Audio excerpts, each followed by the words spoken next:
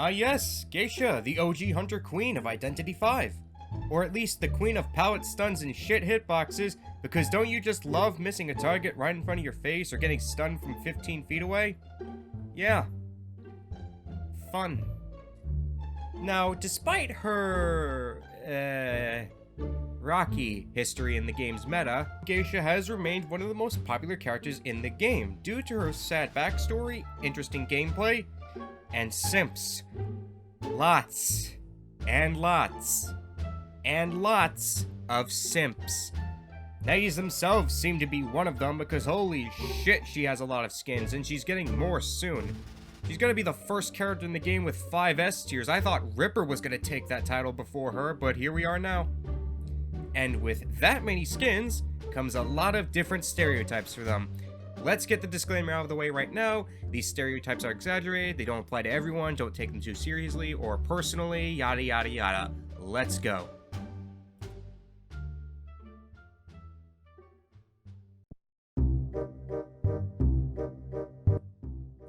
Man, can we just talk about how shit the Peacock skins are? Like, seriously, these things are literal B tiers with special effects added onto them.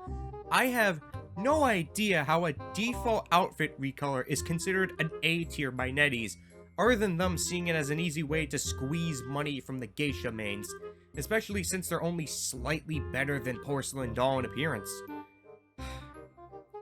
Anyways, these geishas are going to be above average at her and don't usually fall into the palette eater stereotype that most other geisha mains will fall into, so watch out. Now, violet peacocks? Oh, they are the complete opposite of white peacocks.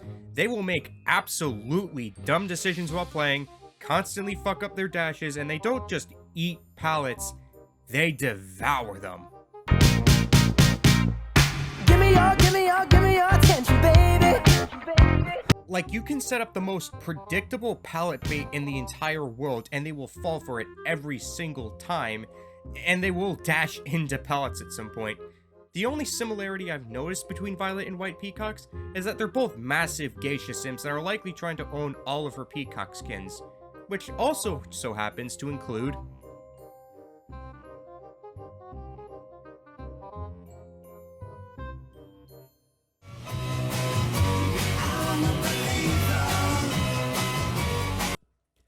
Alright guys, I'm gonna be real with you for a minute. Let me tell you a secret. I've never seen a single person wearing this skin. Yeah, seriously, and if I did, then I don't have a good memory of it. However, the way you obtain the skin is that you have to get through a lantern deal, which is a one-time thing that happens randomly throughout the day, and you have to have really good luck to get it since it's only a 5% chance of getting it. So you can assume that people who own this are flexing really damn hard. Cranes didn't have enough fragments for Shiromuku when it came back in the shop, but they had enough for this. They kind of suck at Geisha and will somehow eat even more pallets than a violet peacock, which I didn't even know was possible. But you want to know something? They still managed to win games. You want to know why? Because believe it or not, just by wearing this skin, every one of the survivors in the match will simultaneously lose all of their brain cells, and they do the absolute dumbest shit in the world. Coordinators will use their flare guns on walls, Mind's Eyes will throw down pallets early while the hunters swing through them, and perfumers will refuse to ever use a single perfume, and you'll get terror shock trying to rescue these dumbasses. It's pure insanity, to be honest. Bloodfans are extreme tryhards with Geisha and will always have a 4K grind set in their heads. It's like it was imprinted in their brain since birth. But not only that, they're extremely toxic as well. If you manage to kite them for over 40 seconds, then they are going to make sure your life is an absolute miserable hell. They will chase no one but you for the rest of the game, and when they catch you, they will proceed to hit you on chair and spam graffitis. If you do manage to escape, then they'll start malding in the post-game chat about how his survivors are broken and call you a slur at some point as well. They think they're hot shit, but take them out of mid-tiers and place them in Cyclops, and they'll fold like a house of cards.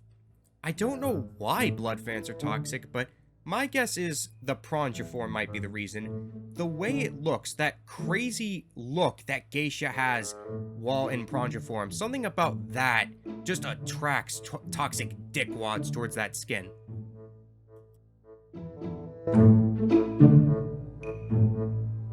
If you see someone wearing, how do you pronounce it again? Roshuman. Okay, gotcha. Roshuman, then they're probably a new Geisha player, probably checking her out on a day where she's free, and this is the only skin they have for her that isn't a B tier.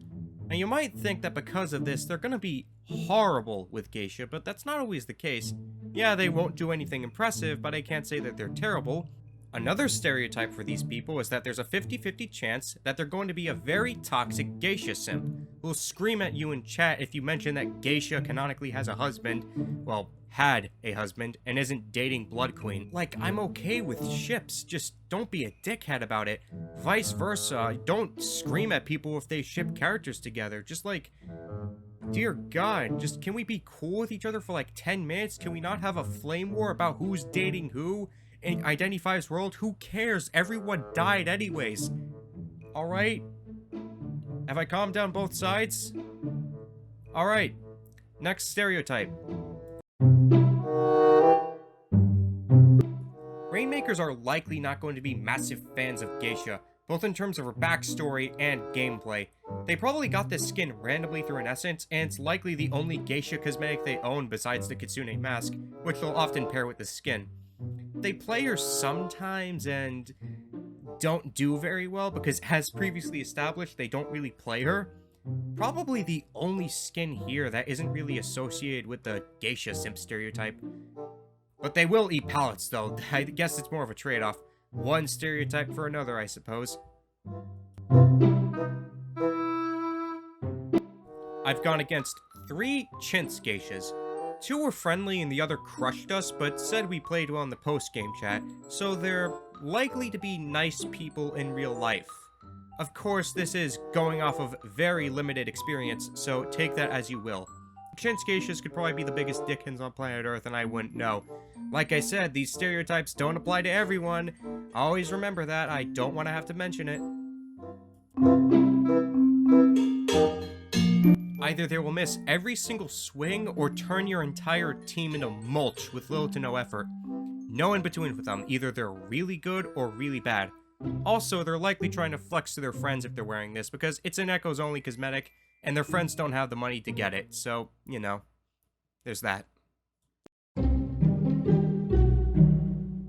Before this skin got re-released recently, the people who owned it thought they were hotshots for owning it, when in reality, they were hot garbage.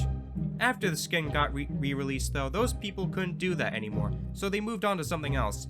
Now, Shiromukus are people who mained Geisha for a while and finally got the chance to own a pretty S tier skin that wasn't available for over 3 years. But, are they still shit at Geisha? Yeah, 100% they still aren't very good. Hell, they might even be worse now, but at least they aren't toxic. Oh, these guys are the ultimate Geisha simps.